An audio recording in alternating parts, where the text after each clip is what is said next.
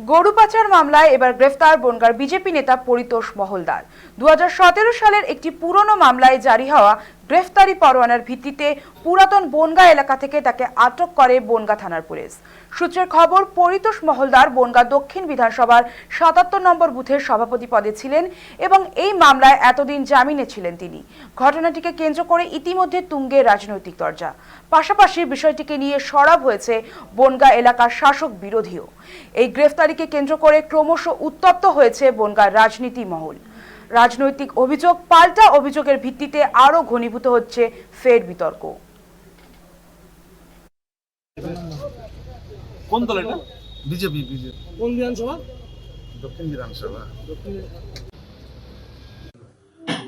বিজেপির বুথ সভাপতি পরিতোষ মহলদার কালোপুর গ্রাম পঞ্চায়েতে সাতবাই কালীতলায় ওখানে বাড়ি, যে গরু পাচার চক্রের সাথে যুক্ত এবং গরু পাচার করতেন। 2017 সালে কেস হয়েছিল, সেই কেসে পালিয়ে বেড়াচ্ছিলেন, আবার বুথের কাজ করছিলেন এলাকায় থেকে,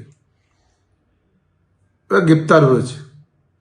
এই গ্রেপ্তারের সঙ্গে সঙ্গে প্রমাণ হলো যে আমরা বারবার বলতাম যে গরু পাচারের সঙ্গে যুক্ত বিজেপির লোকেরা, সেটা বারবার বলেছি, আবার প্রমাণ হলো যে এদের উপর থেকে নিচ পর্যন্ত একটা উচ্ছৃঙ্খল দল, অসামাজিক কাজকর্মের সঙ্গে যুক্ত, তারাই বিজেপি করছে।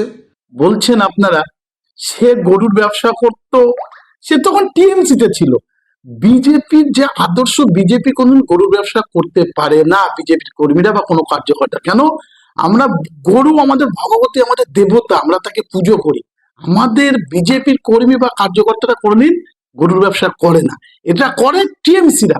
এটা টিএমসিদের কালচার। ও টিএমসিতে ছিল, তখনও গরুর ব্যবসা করতো, তাই ধরা পড়েছে। এখন তৃণমূল কংগ্রেস কি বলছে সেটা নিয়ে আমাদের মাথা ব্যথা নেই। তৃণমূল কংগ্রেস ভুলে গিয়েছে 2017 সালের একটা কেস। সেই কেস যখন তার নামে ছিল, সে তৃণমূল কংগ্রেস করত সক্রিয়ভাবে। বিজেপিতে এসেছে পরিতোষ মহলদার 2023-24 সালে।